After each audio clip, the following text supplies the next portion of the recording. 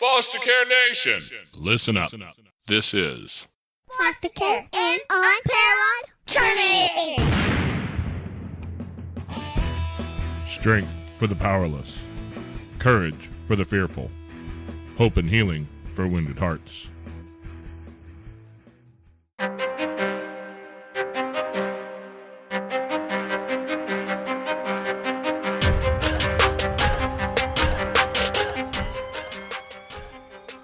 Hello and welcome back to Foster Care, an Unparalleled Journey with Jason. And Amanda. And today's guest is Frank King. Woo! Frank is here to talk about something super fun. Oh, yeah. Something that we all just love to talk about. And I guess here's a quick warning for the listeners. There's going to be some conversation about some potentially sensitive topics for some people. If you have little ears in the car, if you might not want to have to answer those questions later, this might be a great one to come back and listen to or slap some earbuds in, because we're going to talk about suicide today. Yes. Which makes it strong emotion, so be careful. Yeah, and if you have a curious 6-year-old, this might not be a conversation you want to have with them yet. That's up to you. Just want to give everybody a heads up. How you doing today, Frank? I am busier than a hooker at a four-way stop. Oh man, that's busy. Well, she hopes it's busy so she can eat today. That's correct. Well, we were just looking up information like we always do. We're looking for things to help people. Oh. One of the things I found is just the prevalence of this topic in the foster care system. I forget the incident rates of suicide for the average population, but attempts are at about 3 times that on kids who've been in the foster care system. And I think ideation is 3 times the rate, and attempts are at 4 times the rate. I think that's the numbers that I looked up this morning, and I was like, that's a lot. That's a high percentage. So who better to talk about it than somebody who talks about suicide and manages to do it in an entertaining way? We've got a TED speaker with us here today. So Frank, can you tell us a little bit about yourself and maybe how suicide's impacted your own life? Well, I was a writer for The Tonight Show for 20 years. I've been a speaker and comedian full-time for 34. I have 5 TEDx talks. Actually, I've been selected 7 times. 2 of them I couldn't make because I had full fee speaking obligation the same day. And I was putting a trailer together for my TEDx coaching, and I said into the camera, wait a minute, I've turned down more TEDx talks than most people have. Amen. Yeah, wow, that's incredible. He said, bragging. I live with 2 mental illnesses, major depressive disorder, better known colloquially as depression, and something far more rare, the chronic suicidal ideation. And chronic suicidal ideation means, for me and people in my tribe, the option of suicide is always on the menu as a solution for problems large and small. When I say small, I had a car breakdown a couple of years ago. I had 3 thoughts on bid. 1, get it fixed. 2, buy a new one. 3, I could just kill myself. That is suicidal ideation, which may sound odd to some of your listeners. However, every time I've spoken, keynoted, or trained in the last 6 years, except for one time, somebody in the audience had chronic suicidal ideation, sometimes more than one person. They didn't know it had a name. They thought they were just some kind of freak because of the way their brain worked, and all alone.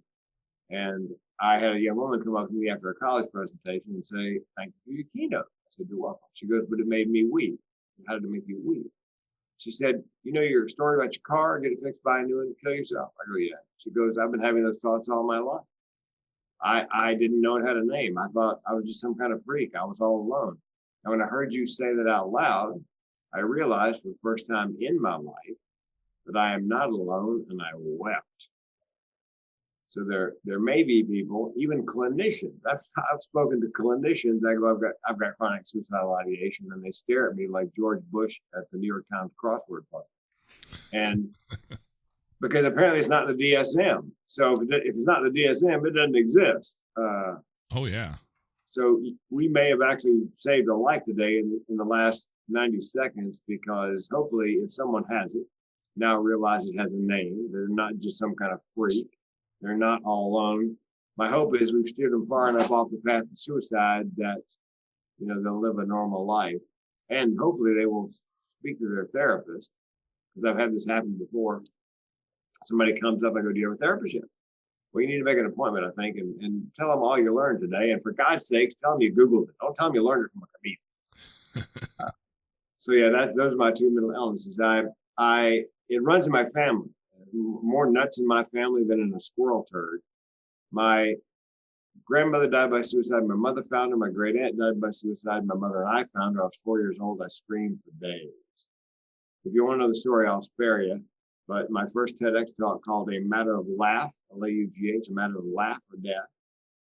I cover that story. And I myself in 2010, after speaking business dropped off 80%, we filed a Chapter 7 bankruptcy. I learned what the barrel of my gun tastes like. Spoiler alert, I did not pull the trigger. Which, by the way, gets a nervous laugh from the audience. Like, should we be laughing at this? And then I followed up with a true story. A friend of mine was in the audience. He'd never heard me say that out loud, that I didn't pull the trigger. He comes up afterwards and goes, hey, man, how come you didn't pull the trigger? I go, hey, man, could you try to sound slightly less disappointed? So I myself, and that's when I began to consider speaking on suicide as a keynote. I've been a funny speaker from 1985 when I started in stand-up full-time to that point in the recession in 2010. And I always wanted to have something, significant to talk about, something to teach people, learning objectives, takeaways, action items. I just had no idea what I had that I could teach anybody. And after that close call, looking at my family history, taking getting some education on suicide prevention, and then doing that first TEDx talk. I did the first TEDx talk so I could rebrand, because everyone thought of me as a funny person. So at age 56, I did the TEDx, and nobody knew, my family, my wife, my friends, nobody had any idea I was depressed and suicidal. So I came out on stage, on the TED stage, as depressed and suicidal. My wife's getting ready to hit the button to play once it went up on YouTube. I said, no, hold on. Don't hit the button. I need to tell you half a dozen things you're about to learn about me. And I just don't want you to learn it there watching YouTube, right? Because she had no idea. So, but that gave me that was the beginning of my rebranding. I could prove that I could talk about something serious. And what I discovered preparing for the talk was that even though one person dies by suicide every 11 minutes in the US on average, hardly anybody talks about depression, thoughts of suicide. However, if you bring it up, everybody's got a story. Themselves, a loved one, a friend, a college roommate. So I realized there was a niche there just in which to speak, especially being a man. Men are notoriously shy about sharing things that have to do with emotions. And I was raised in the Southeast, and big boys don't cry. Yeah, we don't have emotions. That's a rule. Yeah, that's right. You pull yourself up by your bootstraps, and it's not just mental health in men. I've had several friends die of prostate and colon cancer, men, and those are eminently treatable if you catch them early. But men tend to let their physical health go as well. Same reason, no colonoscopy, no PSA test. It's a shame, but that's just how. And that's one of the reasons, by the way, that my co-authors and I are putting together a series of 4 books on men's mental health. 2 of them are out. The 3rd will come out this year. The 4th next year. They're anthologies, 12 stories in each book, 12 guys. Kind of like Chicken Soup for the Tortured Man's Soul. And we asked men what kind of advice they want in the book. And they said, we want real men, real stories, real problems, and real solutions. How are they coping? So that's what we did. Because men tend to take advice from men. My wife would tell you that she could give me a Nobel Prize winning idea, and I would poo-poo it. If the mailman told me the same thing, I'm all over. So that's the way men are wired. So that's where we are. Did you hear that, Amanda? That's the way we're wired. It's not my fault. I heard it. That's why I throw bricks. It's hard wiring. Yeah, it's hard wiring. When we first got together, I had to explain to her once that it's better for you if you will just write a note, wrap it around a brick, and then chuck it at my head. Yeah, as effective, if not more. We have several bricks here. Yeah. She bought a pallet. So that's my. I started comedy in 4th grade. Told my first joke. Everybody laughed. The teacher was hysterical, and I thought I'm going to be a comedian. And then 12th grade did a talent show, won, And then just by chance after college, moved to San Diego, where there's a branch of the world famous comedy store, the one on Sunset. And I went to open mic night in 5 minutes. I did my 5 minutes. Halfway through, I thought to myself, I'm home. I'm going to do this for a living. I have no idea how.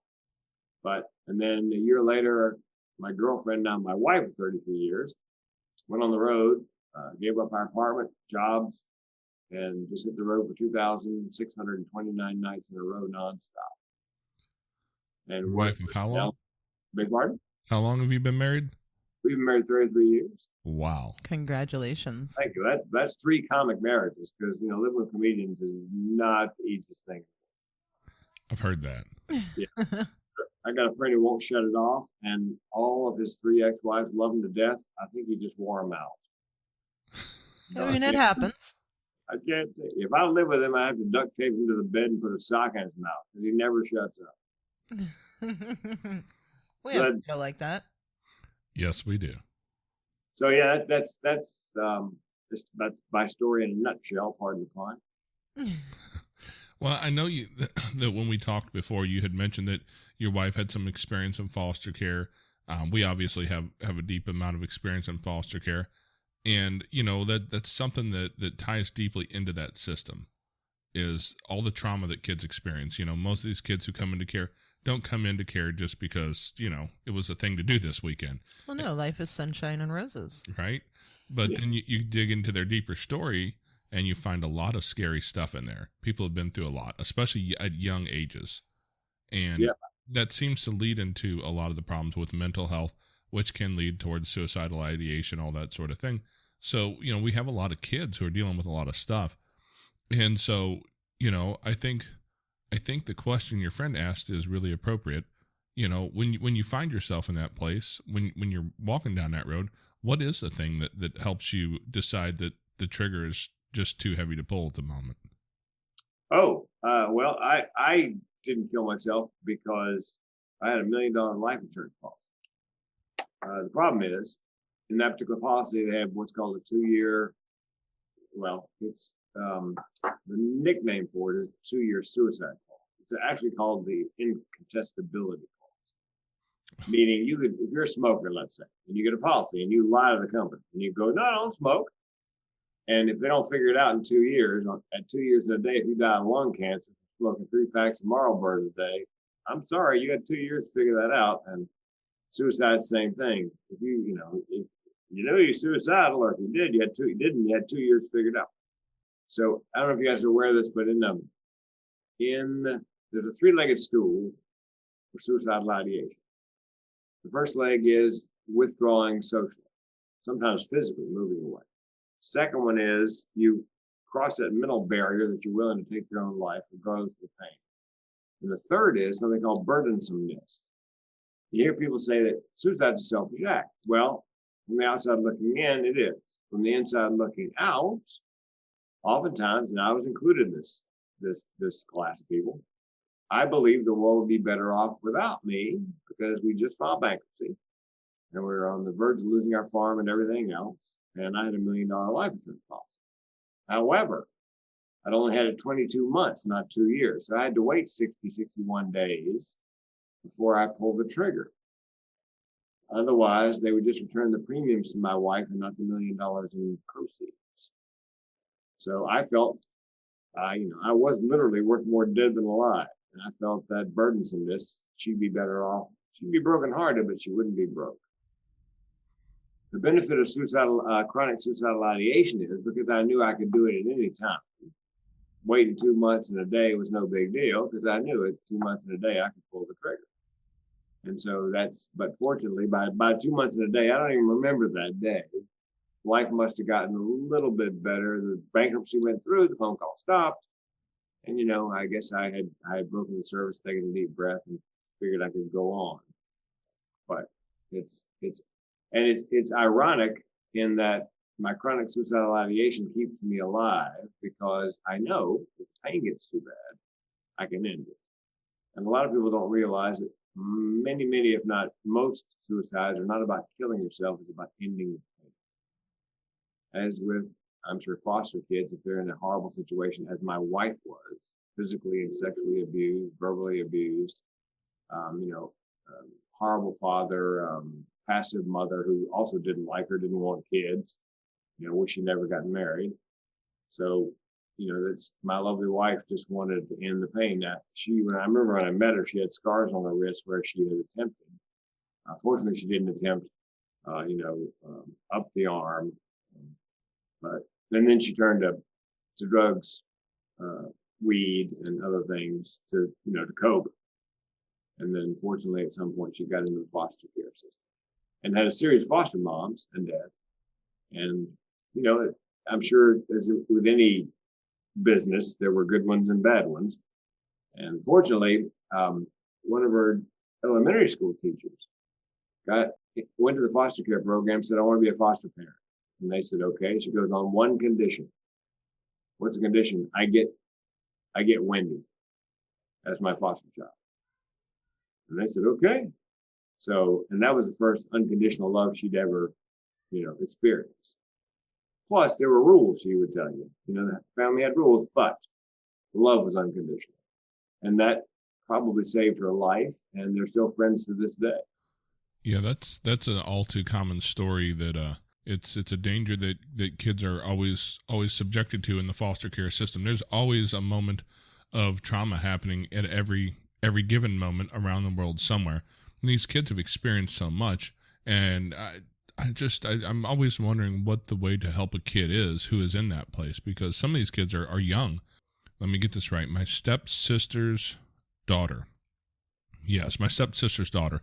We have a family with a lot like relationship algebra, so I always have to think a little bit to make sure I get the relationship in Family my mind. math. Yeah. But, my stepsister had a nasty disease called Huntington's, and we lost her a few years back. And then, what was it? I think 2 years ago, maybe 3 years ago, her daughter was going through some serious suicidal ideation, some depression, and eventually she hung herself, and we lost her to suicide as well. And she was 13 or 14, I believe, years old. And it just seems like it touches every kid. And I don't know that there's a blanket answer, but is there anything that you can talk to help kids as they see this thing going in their life that looks too big to overcome? Well, and it's not just foster kids. I have my best friend from North Carolina attempted at age 4, age 8, and age 12. Diagnosed eventually with living with bipolar disorder. And I believe his mom was bipolar. Just looking back. And I think, it's important. People go, what do I say to somebody who's depressed? Well, don't say anything. Start by just actively listening. B, do not minimize the pain. Things will get better. You got so much to live for. Tomorrow's another day. Let's not talk about tomorrow. Well, for those of us, oftentimes who are experiencing that, can't see beyond today. They feel like it will always be as painful as it is today. I think diagnosis, an evaluation, a mental health evaluation. I always recommend a mental health evaluation to find out, is it situational depression? Is it clinical depression? Is it bipolar disorder? What is exactly going on? Second, if medication is indicated, then I would recommend medication. If the first recommended medication doesn't work, I would give the child a cheek swab DNA test with psychotropics, where they compare the young person's DNA with a long list of, let's say, antidepressants. Pick the one or two that are going to work best with their metabolism. So you get a lot less of the going on, doesn't work, taper off, going on, doesn't work, taper off. Because that's discouraging, it's painful, it's an awful process. Yeah, and then therapy, if it's indicated, if it's available, I would say therapy. And on the flip side of that, I did a TEDx talk called Mental with Benefits, the Evolutionary Advantages of Mental Health. Because I kept meeting people who were mentally ill, and if they weren't completely dysfunctional, they always had some kind of superpower. They were artistic, musical, great writers, comedians, dear Lord. A friend of mine's got a joke about comedians. There are two kinds of comedians, diagnosed, undiagnosed. I think my comic ability, imagination, and writing ability, whatever, is just the flip side of my depression, thoughts of suicide. It's all the same wiring. It's the way my brain processes. And in my TEDx talk, I said, look, here's the deal. What if those of us living with a mental illness are not living with a genetic mutation, but an amazing evolutionary adaptation? And what if you can convince a child, yes, you have a mental illness, but here's what they never tell you. You have a corresponding mental ableness that your peers can't touch. So the idea is you treat the mental illness, therapy, medication, whatever, and then you wrap your arms around whatever mental ableness they have and celebrate it and energize it. And that hopefully will change the frame for the child and for their peers, reducing stigma and bullying and eventually suicide. So if it turns out they have a clinical illness, there may be some sort of ability. 30 Fortune 500 companies in the U.S. are now hiring people on the spectrum with autism for their special abilities and paying them handsomely. Hey there, Foster Care Nation. We'd like to take a quick minute to step out of the podcast here and ask you guys for a little bit of support. If you could share an episode with people, friends, in a group, with family, anywhere where there's somebody who would like to hear this. Also, if you'd like to join us and support our mission, a couple dollars a month would be really helpful. You can find us on Patreon at patreon.com/fostercarenation. Now back to the show. I think each child's IEP, individual education plan, should be truly individual. Let's say a kid's got OCD. Then why not make sure they're in the STEM program, science, technology, engineering, mathematics, every one of those disciplines, every problem to solve in those has one right answer, ideal for somebody with OCD. And then steer them in a career path where they'll end up with an industry that values precision, engineering, math, engineering, banking, architecture, where they really precision to detail is rewarded handsomely. Now, if they're dyslexic, STEM is just ridiculous because it's letters and numbers moving around on a page. But multi-level complex tasks, the humanities, the arts, and I think not only curriculum should be adjusted to the child, but the teaching method. I got a friend from my time on the cruise ship who was a music teacher, instruments, brass. And he said the best students he had were the ones with ADD, ADHD. The problem was you strap them in a chair for 50 minutes. First 10 minutes, they get better. Next 40 minutes, they're spending so much energy just trying to sit still. So on a whim, he bought an egg timer. And he set up for 10 minutes and told the young person, look, we're going to practice scales for 10 minutes. And then we'll go do something else. So 10 minutes, egg timer goes off. Now we're going to practice our breathing for 10 minutes. Egg timer goes off. Now we're going to practice those two pieces you're playing at the concert on Saturday. Egg timer goes off. It was amazing. The child knowing that whatever they're doing would come to an end in 10 minutes and they changed tasks. They didn't have to worry about trying to sit still, and concentrate. So I think both the education plan and the way the curriculum is taught should vary by child. Some kids, I don't think every child is ready for first grade at age 6. Why is age 6 a magic number for first grade? Amen. Could be 7, could be 5. Who knows? So yeah, and I understand with large numbers of children, it's kind of like a factory system. It's got to be, you can only do so much individually. But I think the interesting thing in today's world, sitting in the middle of COVID stuff and virtual schooling, I have a young boy. He's not been diagnosed. He's 5, and if you want a picture of ADHD, I can show you what it looks like. Yeah, he is wild. And as you're talking about that, I'm sitting here thinking about our little guy, Frankie. He would probably really benefit from something like that because getting him to sit still for more than 10 minutes requires like more than a whole roll of duct tape. We've had to upgrade to Gorilla Tape to get in the chair. Well, yeah, I mean, with virtual schooling, so our little ones are at home and I'm schooling them. Zoom meetings are it's a killer for him to get him to sit there.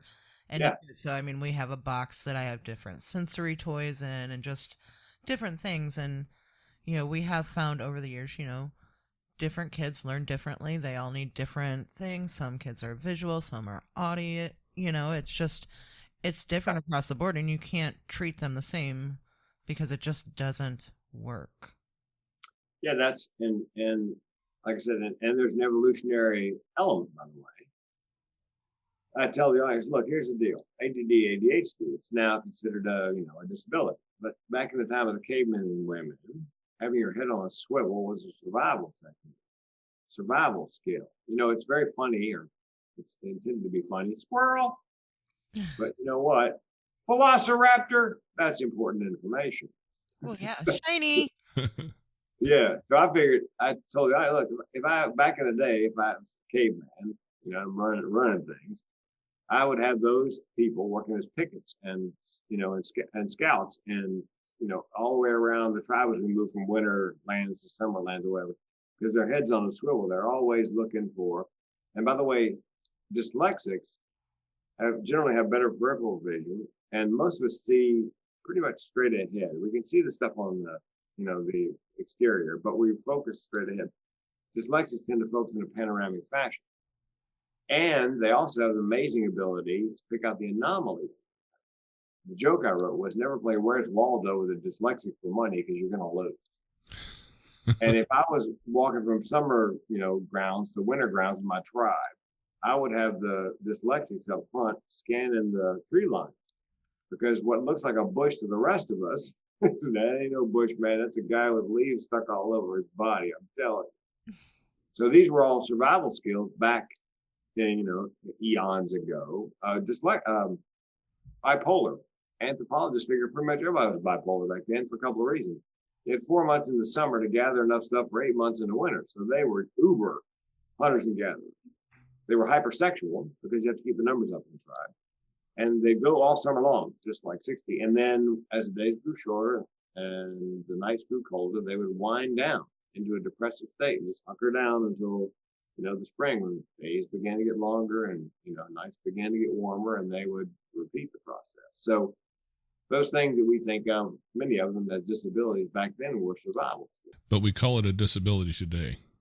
Yes. And again, I think we should treat the disability, but if there is an ability, a special ability, then I think we should wrap our arms around, energize, encourage, that whatever that is, because think of Harry Potter. He's a little weird, half muggle, half human, and with the lightning bolt, whatever.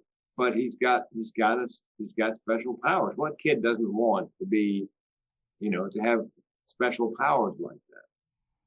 So I think that if we can convince them that whatever ability it is they have, whether it's artistic or musical or comedy or whatever, that their peers can't touch, then I think we could go a long way. And I think education should begin in middle school at age appropriate, with age appropriate, curriculum, and talk about depression, thoughts of suicide, bipolar, like they teach sexual education, I guess. I don't know if they still do that, but, teach kids about mental health and mental illness. And for parents, by the way, there's a great organization called mentalhealthfirstaid.org, mentalhealthfirstaid.org. They have an 8-hour class. There's a youth class and an adult class. And it's kind of mental health 101.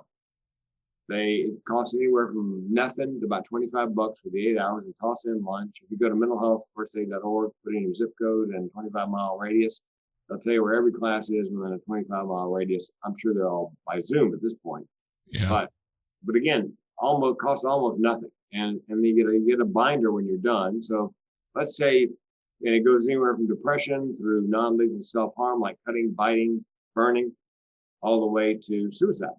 So a parent, you got a binder and you find out your child or somebody they know is cutting, then you go and look and see what the symptoms are and what the solutions are. Because I think if we could teach young people about mental illness, signs and symptoms of mental illness, they could look out and convince them that they are in the mental health vernacular gatekeepers. They're looking out. They're looking out for everybody else. See something, say something. And there was a young woman, daughter of a friend of mine, who noticed something about one of her peers in her class, a young woman, and the things she was saying, posting on Facebook. And she was really worried that the young woman was going to end her life. So she took it upon herself to march down to the counselor's office and go, look, hey, this is what she's been writing in her timeline, and this is what she's been saying, and somebody needs to step up and get her some help. And sure enough, she was struggling. I believe she ended up with clinical depression and thoughts of suicide, and she's alive today because one of her classmates, sometimes parents don't want to see those kind of things in their children because A, they feel like it's their fault, B, they don't want their child to be anything but perfect. So they go into something of a denial phase. Well, in the foster care system, a lot of parents come in with this savior idea when they first step into it, and they think if I just love this kid, it'll be fine and it'll all be better. And we hate to see this kid struggling and that I can't fix it, and that's another reason why it tends to be ignored. Yeah, and parents are in the fix it business. I'm a mom, I can fix it. So yeah, I think education for the adults and education for the young people, age appropriate. And I think it should be a continuing, that there's a class in middle school, there's a class in high school, class in college. I think it should be required because 3 college students a day, every day, kill themselves. 3 a day, every day. Wow. Why not require that students in college, just like you got to take gym to get your 2 credits to graduate.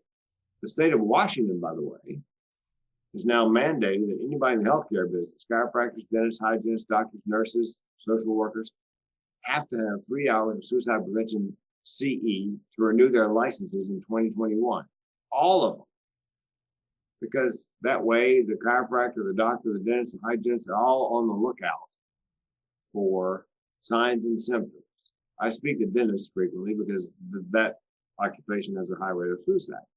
And I said, here's the deal. If your patient comes in, sits down in the chair, you put a little bib on, and you notice that their hair's, not as clean as it usually is, clothes are a little, dirty, and they haven't been taking care of their dental hygiene as they would have done in the past. One of the signs of depression is letting your personal hygiene go because you just can't drag yourself out of bed in the morning to get the shower and run a load of wash. So you notice that, again, see something, say something. I think it's the more people who knew the signs and symptoms of depression, mental illness, thoughts of suicide, the better. There's an outfit called QPR, Question, Persuade, Refer, QPRinstitute.com. It's like CPR. If you're going to have a heart attack, have it in Seattle. 1 out of 4 people in Seattle know CPR. QPR wants those same numbers, people to be educated on the signs and symptoms and then what to do with mental illness and thoughts of suicide. Because, if you have a heart attack, the sooner somebody starts pumping on your chest, and the sooner somebody gets the AED, that electronic paddles that walk you through the process, and the sooner the paramedics and professional help arrives, the sooner they get them to the hospital where the cardiologist will work on, the better the long-term life expectancy. Same thing with mental illness. The sooner somebody realizes that somebody's in a mental health crisis, the sooner they can get them, you're basically a mental health first responder. You're not there to fix them. You're just there to make sure that they're safe and then get them and turn them over to the professionals, as happens with CPR. Somebody has a heart attack, you do CPR, you bring them around, you're not going to do a bypass right there. You'll leave that to the professional. I hope not. Yeah. So, I'm sure there's a YouTube video where we'll teach you how to do it, but that's the idea behind QPR is that that organization wants at least 1 in 4 people in the U.S. to know. I was at a function in the Chicago area. There were 300 or 400 people there. And the table behind me, a guy collapses, fell right out of his chair. And everybody freezes, except the comedian. I would go running over. I go, hey, man, okay, can you hear me? Yes. Can you see me? Yes. Do you have any pain down your left arm or underneath your chin? Because down the left arm is where heart attack symptoms present. And if it gets to your chin, right here, that's serious. Right there, the chin line, jawline. That's really serious. No pain. I said, I said, are you diabetic? He said, yes, I'm diabetic. I said, I think he's short on insulin. So there's everybody staring at the comedian diagnosing the guy who's hit the floor. But the fact that I've had 2 aortic valve replacements, double bypass, heart attack, 3 stents, I'm very familiar with heart attacks. and you know, and not so much diabetes, but I figured it out. But if everybody had, would A, take the training, and doesn't take that long, and B, step up like I did, get up off your ass and get to the person and get them stable and get them professional help. And I asked him, by the way, it was a very conservative group. I said, for cognition, I said to him, hey man, who's president? And this is in Trump's first term. Who's the president? He goes, not Hillary Clinton. I go, okay, you're fine. Yeah. So yeah, I think education would save lives. Again, because there's a stigma surrounding mental illness and a whole separate stigma surrounding thoughts of suicide, and people just don't want to talk about it. It's kind of where alcoholism was 50, 60 years ago. A lot of people still think mental illness is a moral failing and a character flaw, as they did with substance abuse disorder 40, 50 years. There's a reason that Alcoholics Anonymous started off anonymous, because there was that perception that it was a character flaw and a moral failing. And you could just quit drinking. And people say to me, I've had it said to me, you need to choose joy. If you're not talking about liquid, dishwashing detergent, I don't think that's going to happen. Don't you think if I could choose joy, I would have done that decades ago? Come on. But that a lot of people, became a comedian. Yeah. You kind of did. I did, yes. And, people go, did the comedy come first? The comedy definitely came first. But I was hardwired for the depression and suicide anyway. I just used the comedy to make it more digestible. They call it comic relief for a reason. And there's a psychological principle. If you tell somebody something really serious, and you follow a little comic relief, they're mentally prepared for the next piece of serious business. So, and if I can make them cry with my story, because I get a little choked up, and then make them laugh, take it from pole to pole, the impact on them, the emotional impact, the chances are they'll remember what they heard, at least the broad strokes, is far better than just having to sit through 90 minutes of morbidity and mortality. Well, let me ask you this question. I know you said that your wife didn't know anything about it until the TEDx talk came out. How did that play out when you told her your story? I mean, did that strengthen you guys' relationship? Was it a difficult thing for her to digest? No, she knew I'd been kind of moody on occasion, but she thought it was just carbohydrate related. You drink a glass of orange juice.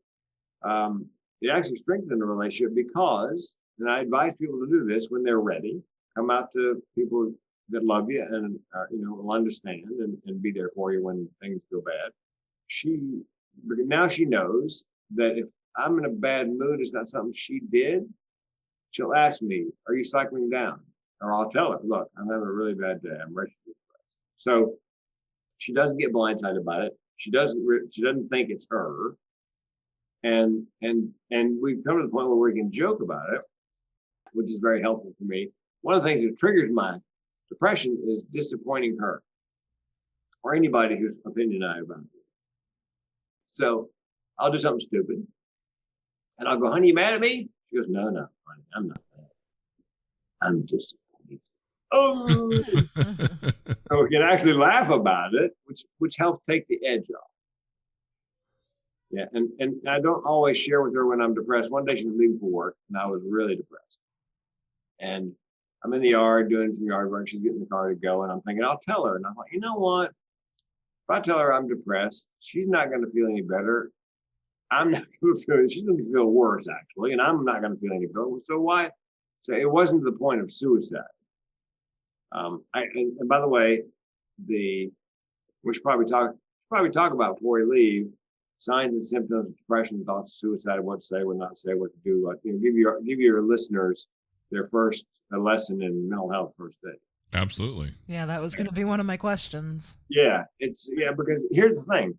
Here's the good news. 8 out of 10 people who are suicidal are ambivalent, which tells me they want somebody to notice something and step in. And 9 out of 10 people who are actively suicidal give hints that they're going to attempt in the last 7 days before they do. which again tells me they want somebody to pick up on the hint and step in. So the trick is, because you hear people say this all the time, he never gave any indication. Why didn't he say something? I had no idea. He never no hints, no evidence. Well, it's kind of like we train German Shepherds. And you hear somebody say, the dog bit me, never gave me any indication it was going to do it. Oh, yes, it did. First thing it did, froze. Second thing it did, their eyes go flat. Third thing, the ears go back. So the dog's throwing signals like, just don't come any closer. Please don't. I really don't want to bite you. And then, of course, the hackles go up. That's the big one. But they missed, whoever got bitten missed all that. So with suicides, when people say he never gave any indication, I'm guessing, unless they were that 1 or 2 out of 10 that wasn't going to, was hell bent on dying, there were indications. You just have to know what you're looking for and looking at and listen for. I talk about that just in the ability to communicate with kids and other people. A lot of times it's, I can speak Korean to you, and it's not going to matter much. You're not going to respond most likely. No. And I actually, one of the few people who actually know a little bit about Korean, I was in the Army, and they sent me to the linguist school to teach people that, there's the secret is I can know what it means, but if I don't know how to communicate what I'm trying to say to you, if we're speaking on a different plane, then you don't know what I'm saying. And it's the same thing there, that if I don't know what I'm looking at in a kid, and kids are so challenging because, especially in the foster system, this kid might have been with you for a day or a month or 3 years. And so you have a different level of knowledge and experience with this kid, and an ability to communicate, and their willingness to communicate. And so being able to read those signs and symptoms can be a real struggle. So what sort of things do you usually see that come out that are pretty decent indicators that we should at least, raise our own hackles a little bit and start digging? Well, and I should tell you that every keynote that I do, I put my phone number on the screen, myself. I tell the audience, look, if you're suicidal, call the Suicide Prevention Lifeline, or now they have a text line. Text the word help 741-741, because kids are more forthcoming in text, young people are. Oh, yeah. We got a text. Yeah.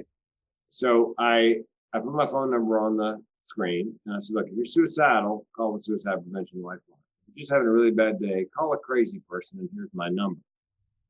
Because like the Korean, is that the person and I speak the same language. We hear the same music. I'm far less likely to be judgmental or to what they call should all over them. You should do this and you should do that. I'm just there to co-sign whatever BS they're going through and listen. And so it's like the Korean. I speak the language. I hear, they don't have to explain to me what they're going through. I understand completely. But here's a couple of prominent signs, signals of depression. Have trouble getting up in the morning, rallies in the afternoon. So if a kid's having trouble getting up and catching the school bus or whatever, but it seems in the afternoon they're full of beans. That's an indication. Socially isolated. Used to take a lot of joy in this social activity or that social activity back when we did social activities. and they've withdrawn, or they've withdrawn physically. They just, it's either they stay in their room, adults move. And we already talked about one, letting their personal hygiene go because they can't drag themselves out of bed to get a shower and run a load of watch. By the way, I think there's a lot of situational depression happening in the world, in the U.S., because of the pandemic. A lot of people who are neuronormal, neurotypical, who've never been depressed, are depressed because of the uncertainty of it all. And what worries me is they've never been depressed. They have no idea what that feels like. They may not know why they can't get out of bed anymore. I've been doing podcast after podcast after podcast, teaching neurotypical people how to survive. You need a self-care plan. You need to practice gamification. You need a routine to and get diagnosed. It may be short-term situational depression. You may need a little short-term med. Okay.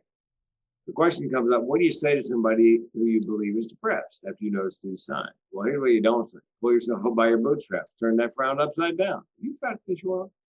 Put your big girl panties on. Exactly. What you do say is, I'm here for you and me. I know you're not lazy, crazy, or self-absorbed. I understand that depression is a mental illness.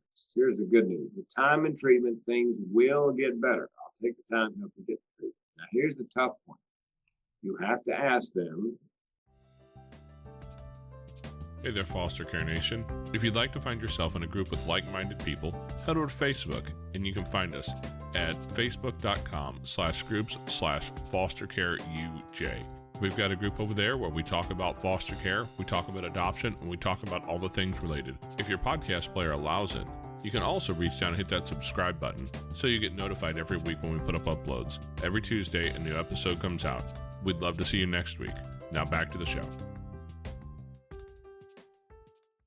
In no uncertain terms, are you having thoughts of suicide? If you can't ask that question, you find somebody who can. And let's say they're not forthcoming about their thoughts of suicide. How do you know they may be suicidal?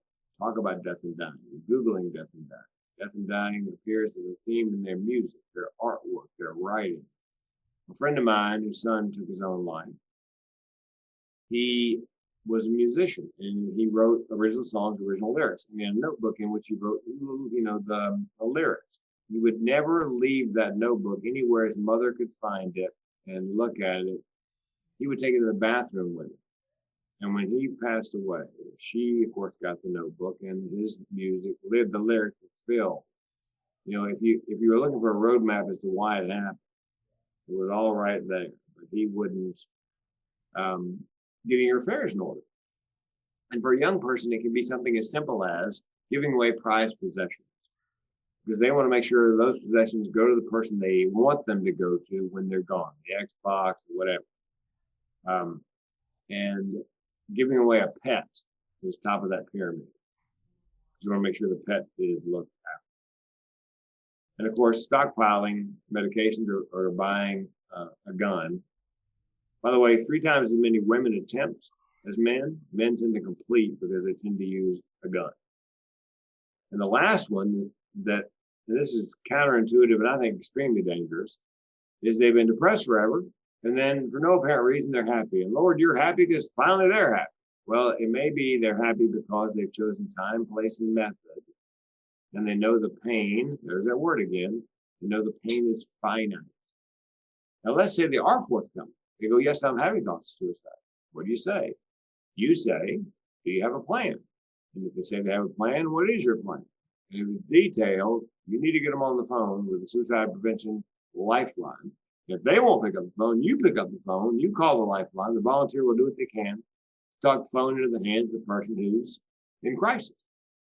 And if, it comes up all the time, when you dial 911, if they're in immediate danger to themselves or somebody else, you got no choice but to dial 911. That will probably buy them an involuntary detention order in 3 days, all expenses paid, in a lovely gated mental health community with no belt or shoestrings. But they'll be alive anyway. Now, this is something a psychiatrist and I have added to that list of questions. It's not in a psychological text anywhere.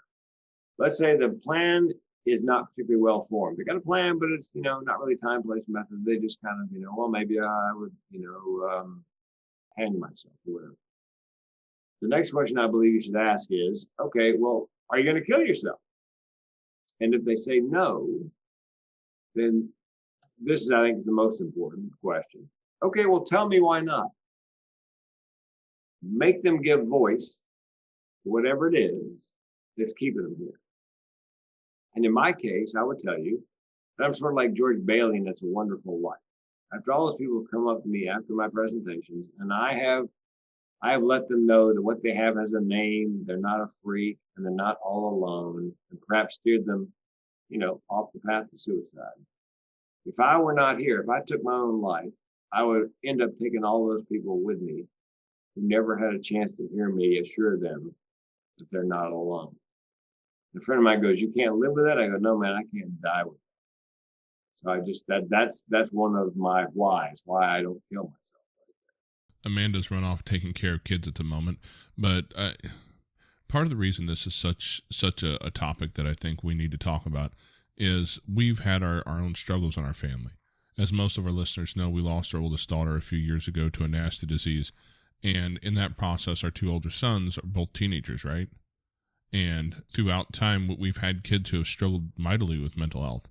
We had one kid who we did take down and give him that 72-hour vacation. because he was talking about suicide. And here's the thing is, as a parent, we think we know what we're doing. We think we know what our kids are going through. He was just being a teenager, right? And then one morning I get up from work and my phone has a notification that my YouTube thing has a comment or reply to my comment. And I'm like, what? I haven't commented on anything. I went and look, and somebody's like, don't do it, man. Talk to blah, blah. And this guy's like encouraging me not to kill myself. And I thought, this is weird. And a little bit of research, and quickly I found that my son had gotten onto my YouTube account and was commenting on a video somewhere, and was some suicidal ideation. And that threw us for a loop. I didn't know how to handle it. And so we experienced that. I struggled hard. We ended up walking that road, taking him down to the hospital, letting him get checked out, and we had to do a lot of education. Fast forward a few more years, I had one of my other sons who told me a story that, quite honestly, today it's blown my socks off, because he talks about having the plan, having the place, having the whole thing together. And as much as I've always been a guy who's not about my kids doing drugs, right? I'm pretty hard against that whole idea. I try and keep drugs away from my kids. And this is part of the reason I think this one really struck me was he told a friend that that's where what he was going to go do.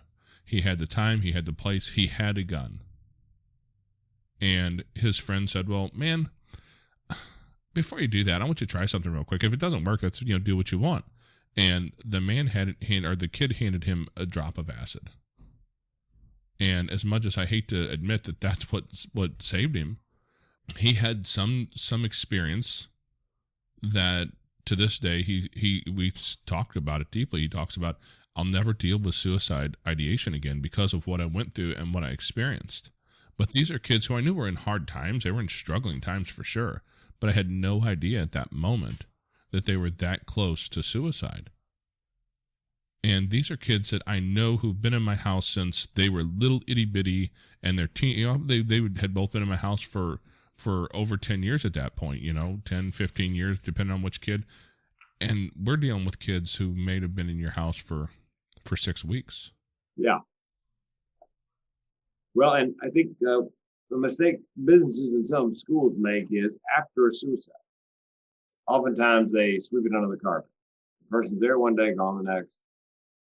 Problem is, everybody's got questions. Many people have survivor's guilt. I had planned to go so-and-so with them, but I got tied up and I couldn't make it. If I'd just been nicer to them, if I'd spoken to them in the elevator. So it's called suicide post-venture. Anybody who is anywhere close to a suicide, and the average suicide, I think it's 25 people are directly impacted at least. Those people need a session of suicide post-venture, where you take a look, you ask everybody for their feelings and impressions. What's happened is everybody, chances are, had a piece of the puzzle that when put together completely and you step back, you can see it coming. But not everybody had every piece of the puzzle. It's sort of like that movie in the book, The Perfect Storm. The reader knows that the storms are approaching from three directions. It's going to be bad. But the guys on a little boat have no idea. But if you take a 10,000-foot view, you see the storms coming. So that's what a friend of mine said. You put the puzzle together, everybody backs up, and you can see that this was probably going to happen. She calls it the tyranny of hindsight. But at least it answers questions, and you can talk through the survivor's guilt. And I wish I'd been nicer to them. Just decode all that so that everybody can move on. But if you don't do that, especially with young people, they fill in the blanks as best they can with what happened. And sometimes, it could be dangerous. It could be, and with kids, oftentimes, if one young person does it, you could find yourself in a cluster. One person goes over that barrier or through that, then you may have other ones in the area, in their peer group. It's like cutting. Non-lethal self-harm, a young person is more likely to be cutting themselves if somebody in their peer group is doing it as well. So it's a lot about education at the proper point. I think there's also a lot of stigma that goes along with it too. We had well, we still have him because he's ours, but we had a child who was cutting, and he was male. And it was very surprising to see that, a lot of people think that that's just something that girls do. Yeah. And It's like I was kind of amazed by that. anorexia and bulimia. I've known some wrestlers in my time, and you got to make weight. Yeah. And so when people think anorexia, bulimia, they think women, but there are a goodly number of men who have, that this is a dysmorphia. Body dysmorphia. That sounds right. Yep. There are a goodly number of men who live with that as well. But again, it's a matter of education. One of the reasons that I think I have an impact on audiences is a lot of people have an idea in their mind what mental illness looks and sounds like. You got a guy up on stage who's a comedian, obviously high functioning, in a good mood. I'm not what a lot of people would, if you ask them to describe somebody with mental illness. I wouldn't be their, first. They wouldn't be describing me. It's a guy on the corner holding a sign, we'll work for food. And that's fourth stage mental illness. The system has failed them all the way down the line. They're on, probably on their way out. But yeah, so it's part of my job is there's actually something called Stand Up for Mental Health. It's a class to be, it's for people who have mental illness and want to write and perform stand-up comedy based on their mental illness. And you have to have a diagnosis to get in the class. You have to have a diagnosis to teach the class. So it's part peer counseling, part, comedy class. And then they perform, sometimes for money, but sometimes just community events to destigmatize, to give people a different view. Public speaking terrifies people. So not only are they public speaking, but they're public speaking after, on things, on mental illness, their own mental illness. I mean, that's powerful to see somebody get up on stage and, come clean about their mental illness and make jokes of it. So. Yeah, I mean, I remember, it was like the world was stunned when Robin Williams took his life. So many people, well, he's so funny and people loved him. He had so much to live for. Yeah. I believe he was living with bipolar disorder. And then that's probably why he self-medicated. That's why he was in, rehab all the time or oftentimes. And then he had heart surgery, which can make you even more depressed. I know because I've had two of them. And then he had a Parkinson's-like disease, I think, and his memory was going on top of that. And if you're an actor and your memory goes, even though he had millions in the bank and millions of people loved him, I imagine he just wanted to end the pain. Yeah, but I mean, people looked at him and they're like, oh, he has all these things going on for him. What, And it's like we can't see beyond ourselves. Well, and I've said many times, for me, it's hardwired. I've been most depressed and most suicidal at some of the best times in my life. Always worried back then, what's going to happen when it hits the fan and I feel this way? And well, we now know. So, not situational in my case. Situation can trigger it, like a bankruptcy, but not situation. So, what would you tell somebody's wife, like your wife? How does your guys' relationship work? How does she help you? How do you guys communicate so that she knows when things are going wrong or you need help or you guys are very open? Yeah, what does support look like for you? Well, like I said, I tell her when I'm cycling down so that I'll snap at her out of nowhere and she wonders what she's done wrong. So you have to open up the lines of communication and be honest about how you're feeling. And she does the same for me. She goes, look, I'm really tired today or whatever it happens to be. So what we say is we give each other amnesty at those moments.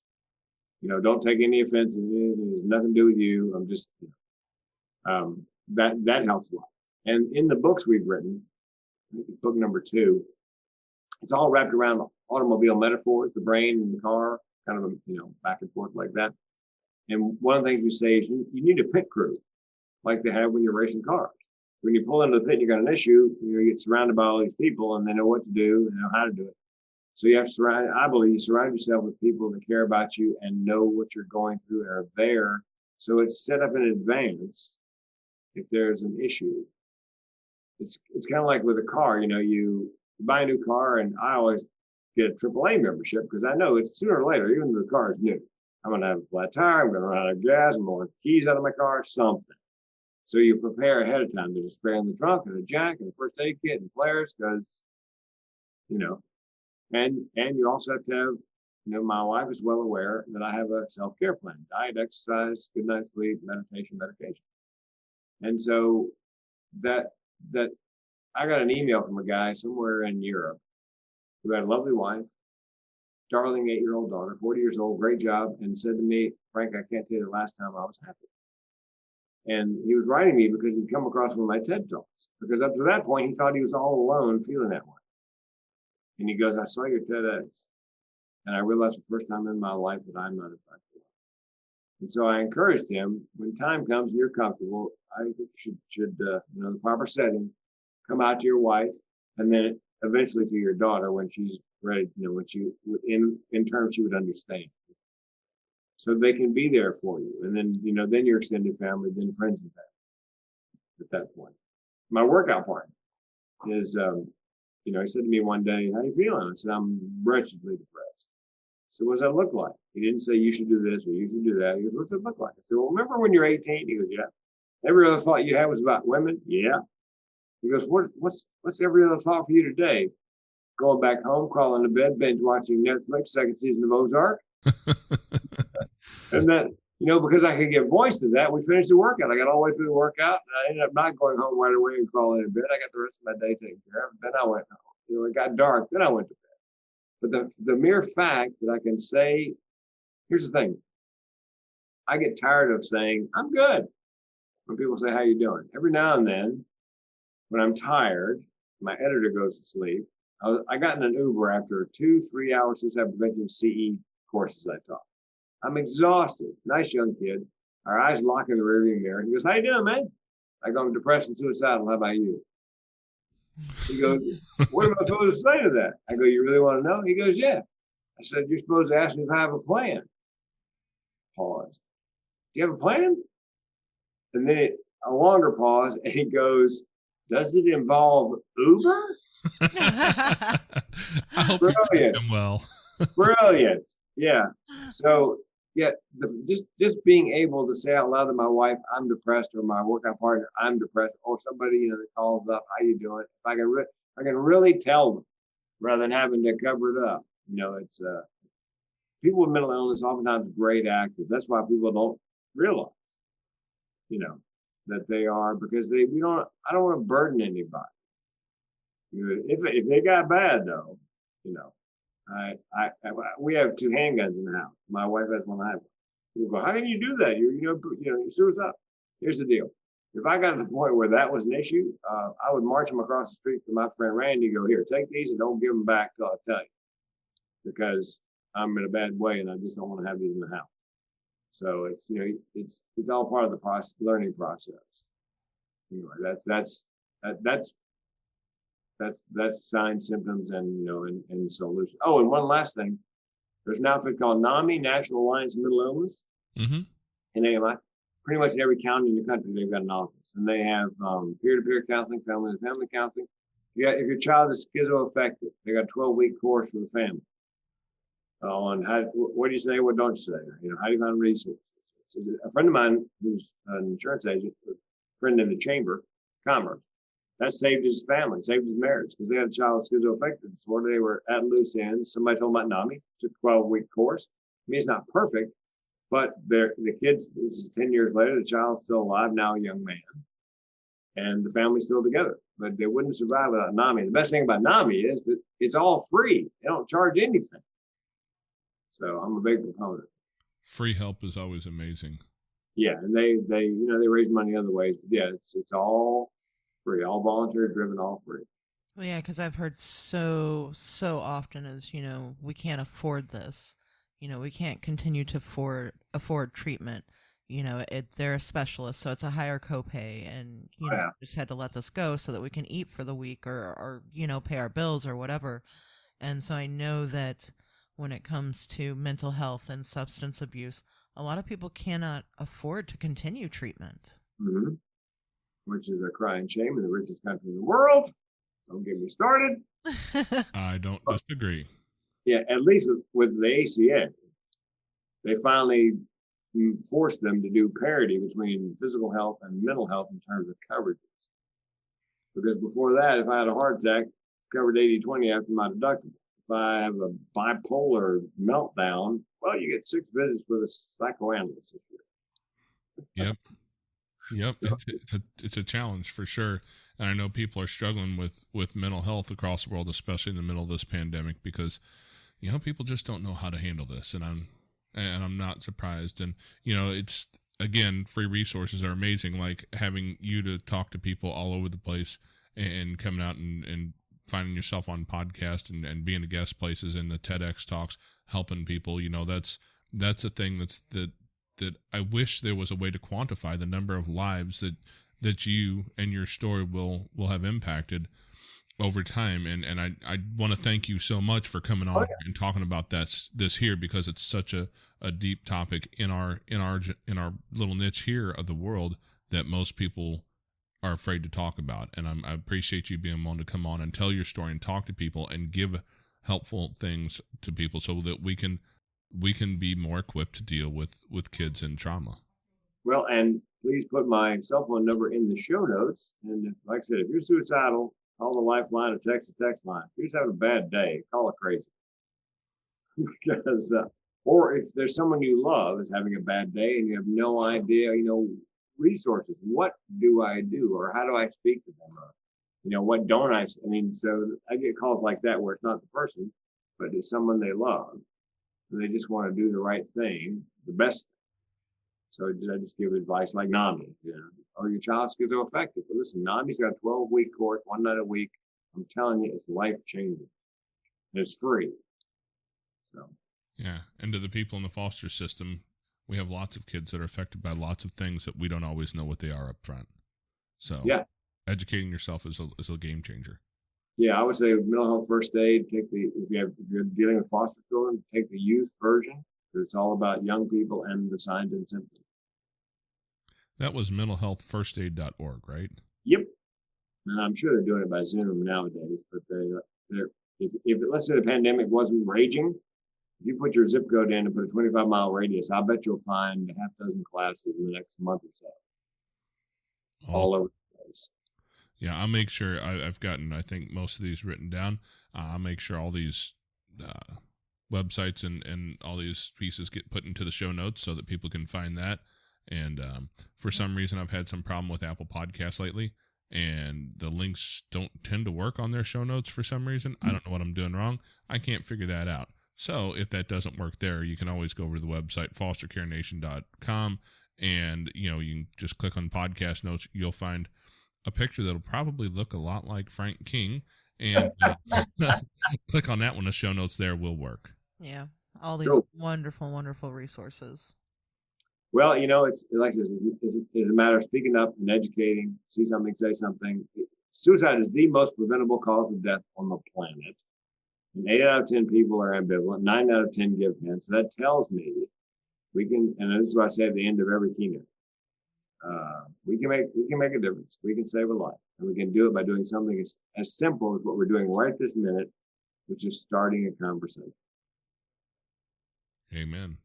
Because conversation is the key to all of it. If we hide from it and we pretend it doesn't exist, it can take down a lot of people that way. Yeah, silence kills, I'm afraid, and the more we speak out about it.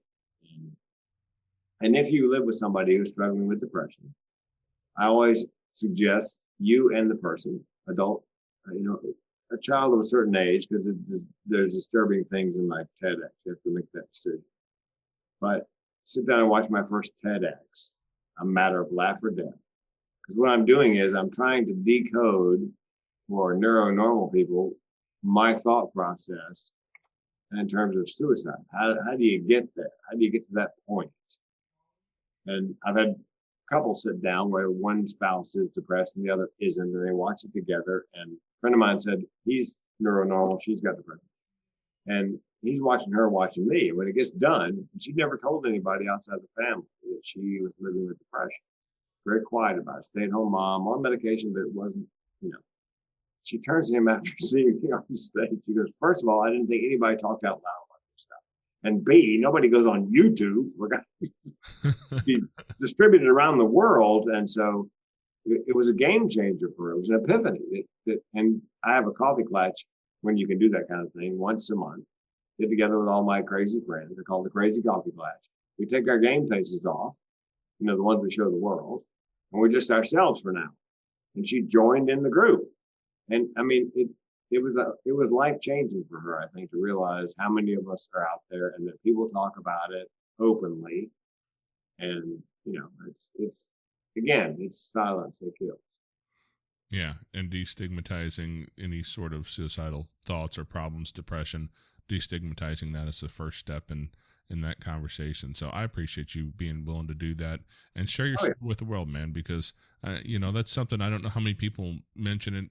Probably more than a couple have mentioned it to you, but the number of lives affected, if you had a way to quantify that, I think it would probably have to blow your hair back a little bit to realize the number of people there.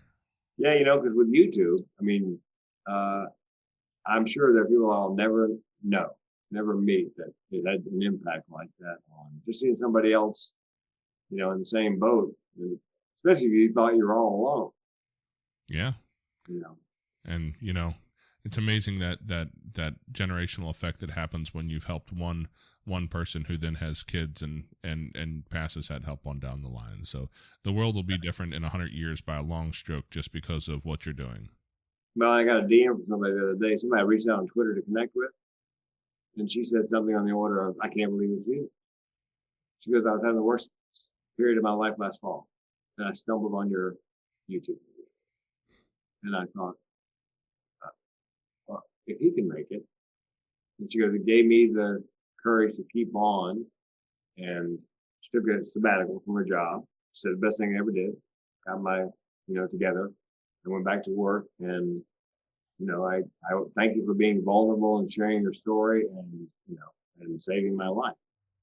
So that's my why. That's what gets me out of bed in the morning. Sounds like you saved more lives than the guy in the restaurant.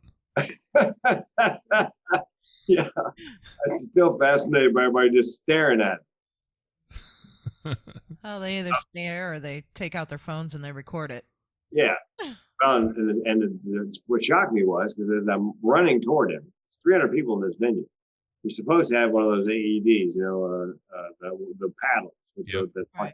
And I screamed at the whoever was working the room for the venue, get the AED. This is what I hear. We don't have one. Oh, God. Oh, yeah. Somebody get a car battery and a set of jumper cables. Exactly. I'm going to have to kiss this guy. Oh, God. Anyway, well, guys, thanks ever so much for having me on. We appreciate you coming on and talking with us today and spreading your wisdom, because this is a conversation that we believe needs to be started. Well, and I'm delighted you invited me, because I mentioned near the top, my wife was a foster child, a member of foster home, and the one foster mother that she's still in contact with probably saved her life. So she wouldn't be here if it were not for the foster kids. I'm grateful for all that they do. Thanks for listening to Frank's story. I hope you found some wisdom and knowledge here that you can take home to you and your family. Remember, we have a Patreon. If you'd like to support our mission with just a couple dollars a month, you can find us at patreon.com/fostercarenation. If you'd like to connect with us on our Facebook page, you can find us at facebook.com/groups/fostercareuj. If you'd like to have your story featured on our show, reach out to us at fostercareuj@gmail.com. And as always, I think you guys are cool.